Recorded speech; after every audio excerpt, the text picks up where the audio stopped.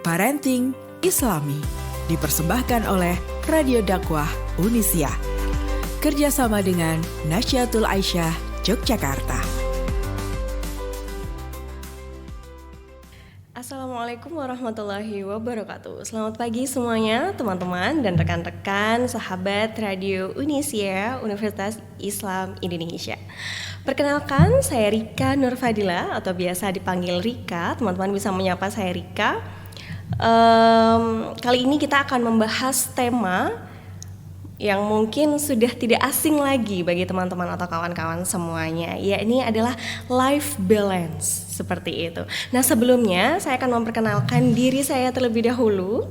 Tadi sudah memperkenalkan nama, kemudian asal saya dari Yogyakarta. Saya aktif di beberapa organisasi, salah satunya adalah organisasi Muhammadiyah, yakni Nasyatul Aisyah. Prolog sedikit nih ya teman-teman. Jadi Nasyatul Aisyah itu merupakan organisasi atau gerakan yang bernaung di Muhammadiyah. Nah, gerakan Nasyatul Aisyah ini fokus pada pemberdayaan perempuan, kemudian anak-anak dan juga masyarakat yang mungkin kurang beruntung seperti itu. Jadi di sini juga saya akan sedikit menyampaikan apa sih itu life balance. Nah, teman-teman atau sobat-sobat sekalian yang berada di rumah ataupun dimanapun kalian berada, istilah life balance ini mungkin sudah tidak asing ya terdengar di telinga kalian. Jadi bagaimana kita sebagai manusia ya, sebagai masyarakat juga untuk bisa istilahnya adalah menyeimbangkan kehidupan tuh seperti apa sih? Apalagi para sobat-sobat mahasiswa nih yang mungkin lagi galau, burnout, masalah pekerjaan, masalah tugas kuliah. Nah, itu bagaimana sih menyeimbangkan antara waktu pendidikan, kemudian mungkin yang aktif di organisasi juga, dan mungkin juga bagaimana kita membagi waktu dengan keluarga. Apalagi terutama mahasiswa-mahasiswa yang berada di jauh ya, berada di jauh dari keluarga, mungkin di luar pulau ataupun dan lain sebagainya. Nah, kali ini saya akan membahas mengenai life balance. Apa sih life balance? Dari kata life dan juga balance. Life adalah, kita tahu sendiri bahwa life adalah hidup atau kehidupan, sedangkan balance artinya adalah keseimbangan. Nah, bagaimana sih kita manusia ini membagi waktu ya antara keluarga, pendidikan dan juga organisasi. Kita ketahui sendiri bahwa teman-teman, life balance ini tidak hanya populer di istilah life balance ini tidak hanya populer di dunia barat ataupun di dunia di dalam negeri sendiri. Bahkan life balance ini juga sudah diatur dalam Islam sendiri, teman-teman. Ya, jadi kalau di ayat Al-Qur'an dan juga hadis, life balance ini tuh banyak sekali kita jumpai.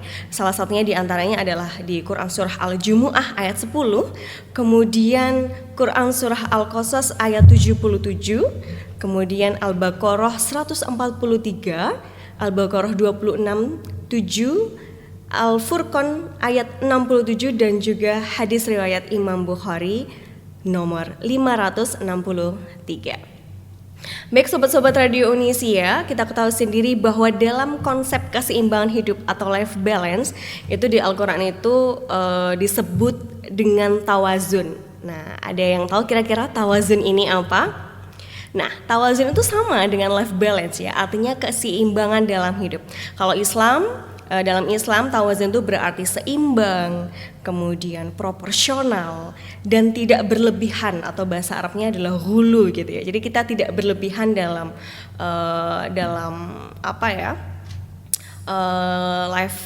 lifestyle kita, kemudian bagaimana cara kita menyikapi kehidupan itu tidak berlebihan. Artinya adalah seimbang sesuai dengan proporsinya.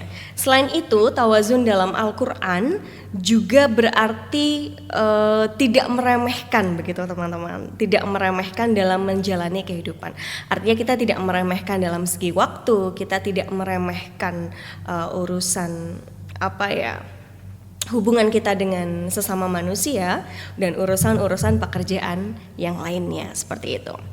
Kemudian kita tahu sendiri bahwa tawazun ini merupakan konsep dalam Islam yang mengajarkan agar seorang muslim atau muslimah itu menempatkan segala sesuatu pada posisi yang tepat. Seperti apa sih posisi yang tepat itu?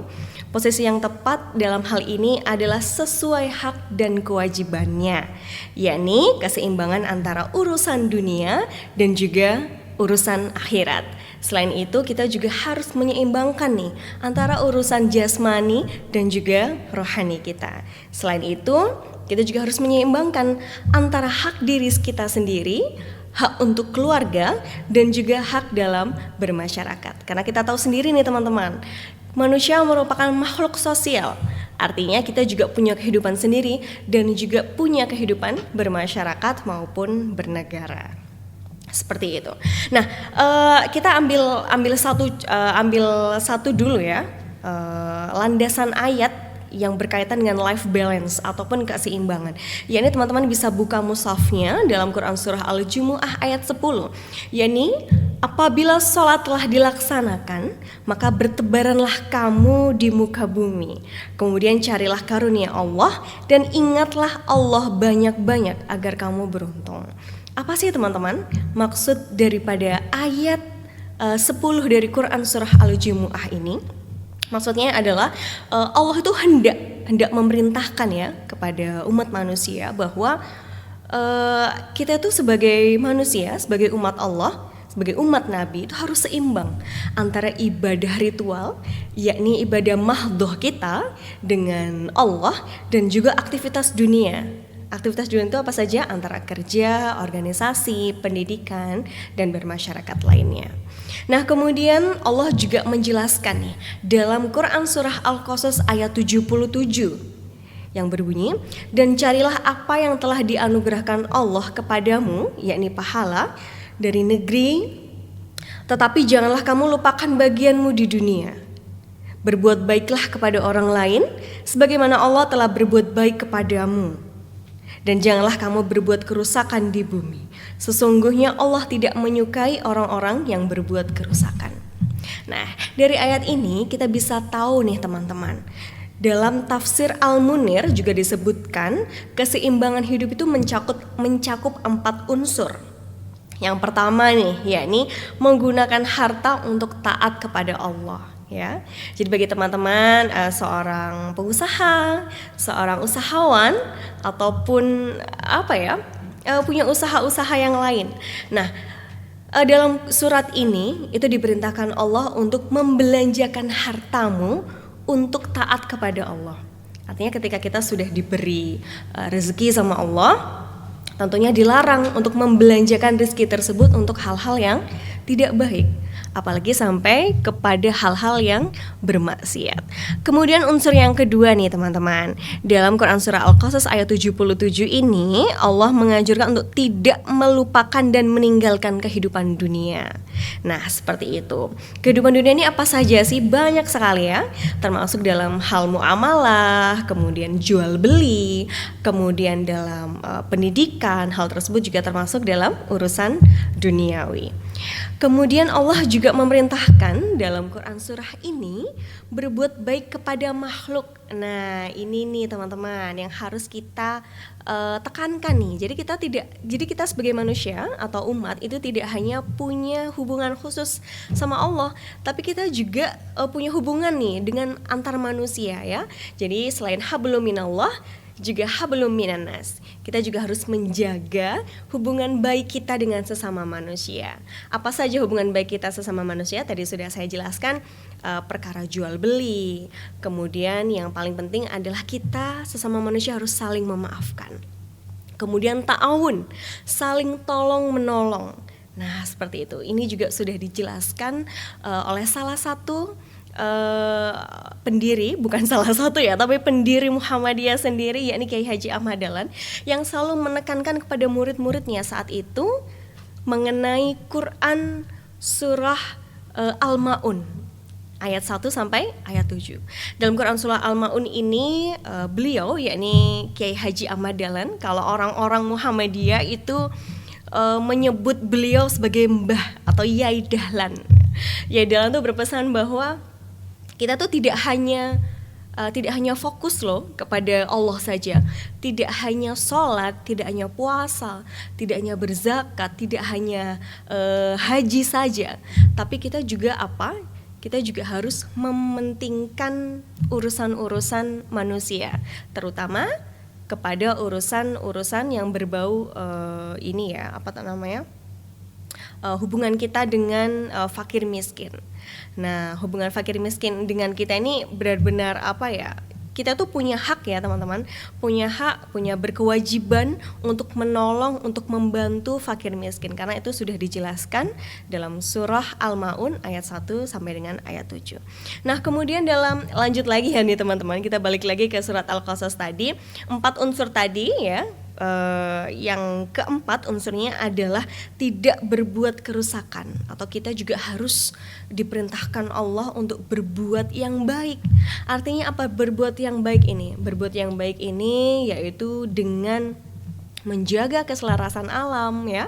Salah satunya adalah mencegah adanya bencana alam, kemudian kita turut serta dalam menjaga penghijauan, kita turut serta dalam menanam pohon, kita turut serta dalam apa ya namanya sekarang ini apalagi lagi darurat sampah ya di Jogja ya teman-teman. Jadi kita juga perlu nih, kita juga berperan penting dalam meminimalisir yang namanya sampah tersebut.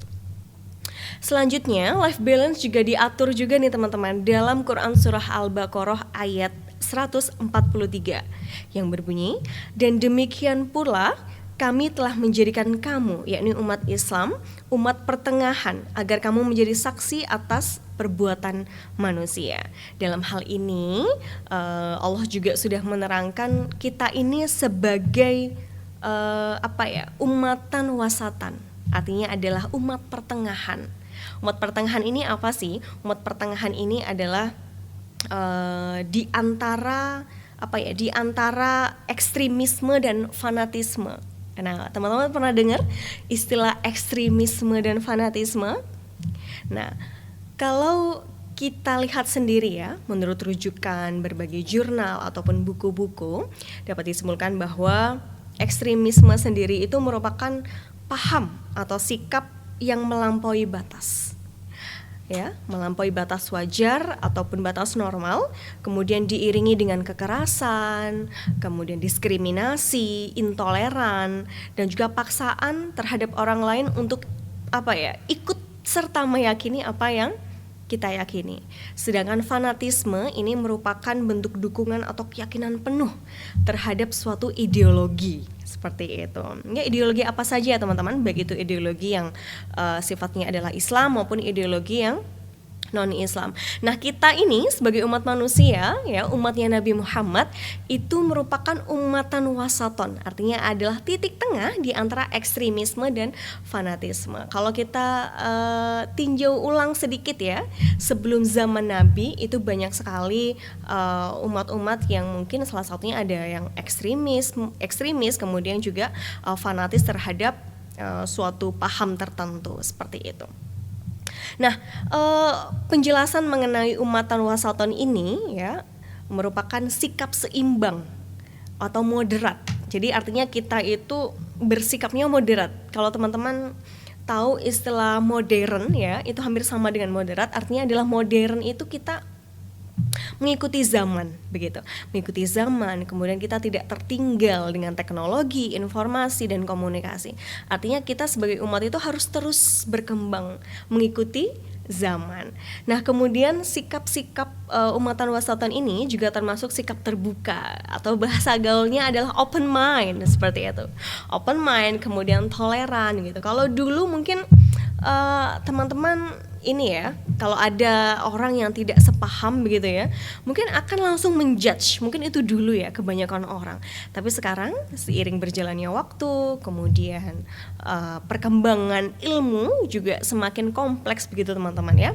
Jadi artinya kita sebagai umat juga harus lebih toleransi lagi terhadap suatu paham.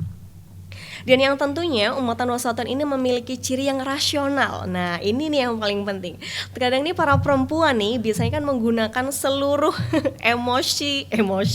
emosionalnya ya, emosi, kemudian perasaannya begitu. Nah, kalau di umatan wasatun ini merupakan gabungan antara emosional atau emosi dengan rasional.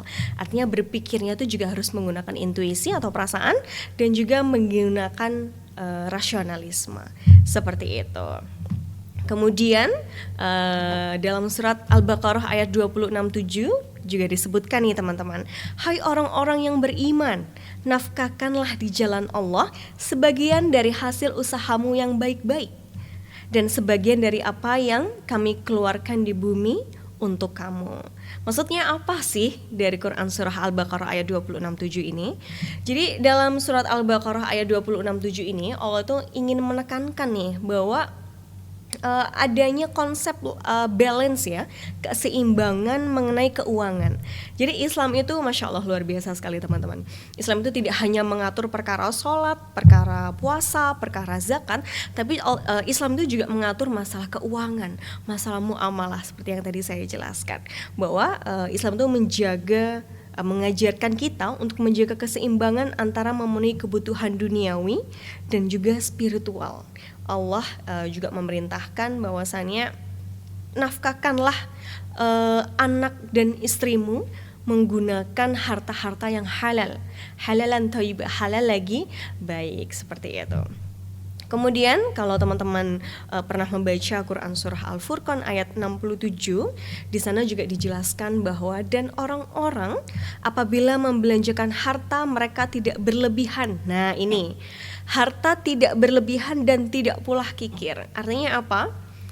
Ketika kita punya harta nih, kita tuh tidak boleh boros nih teman-teman. Tidak boleh boros dan juga tidak boleh pelit ya. Artinya kita membelanjakan harta kita sewajarnya saja. Kita bersedekah pun juga sewajarnya, bukan sewajarnya ini dalam artian adalah sesuai dengan kebutuhan kita. Seperti itu. Karena Allah pun juga menjamin ketika seseorang berinfak di jalan Allah, maka akan dilipat gandakan pahalanya oleh Allah Subhanahu wa taala. Kemudian dalam hadis riwayat Imam Bukhari nomor 5063 juga disebutkan nih, ada 3 sahabat bertanya tentang kebiasaan ibadah Nabi Muhammad. Rasulullah kemudian menemui mereka dan berkata, sesungguhnya aku adalah orang yang paling takut kepada Allah dan paling takwa kepadanya di antara kalian. Akan tetapi aku berpuasa, aku juga berbuka, aku juga sholat, aku juga tidur, dan aku juga menikahi wanita. Maksudnya apa sih teman-teman? Makna daripada hadis riwayat Al-Bukhari ini, maksudnya adalah Nabi Muhammad itu memberikan contoh kepada umatnya. Nabi Muhammad itu memberikan contoh kepada kita bahwa seorang nabi saja, seorang rasul saja itu juga melakukan aktivitas layaknya orang-orang pada umumnya ya, yakni tidur, kemudian apalagi berbelanja, bekerja. Kemudian juga beliau juga makan ya tentunya. Beliau juga termasuk makhluk yang butuh yang Nabi Muhammad juga merupakan makhluk fisiologis ya. Artinya butuh yang namanya makan, butuh penghidupan. Nah, makna daripada hadis ini merupakan Nabi Muhammad itu juga fokus terhadap akhirat, juga fokus beribadah, tapi juga tidak meninggalkan duniawi, tidak meninggalkan kewajiban beliau sebagai manusia ataupun masyarakat, seperti itu. Nah, dari hadis dan juga ayat Al-Quran tadi kita ketahui sendiri bahwa konsep life balance ini itu tidak semerta-merta nih.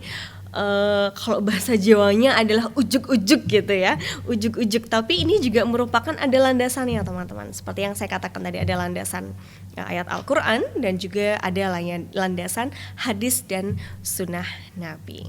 Mungkin itu kita akan lanjut pada sesi selanjutnya.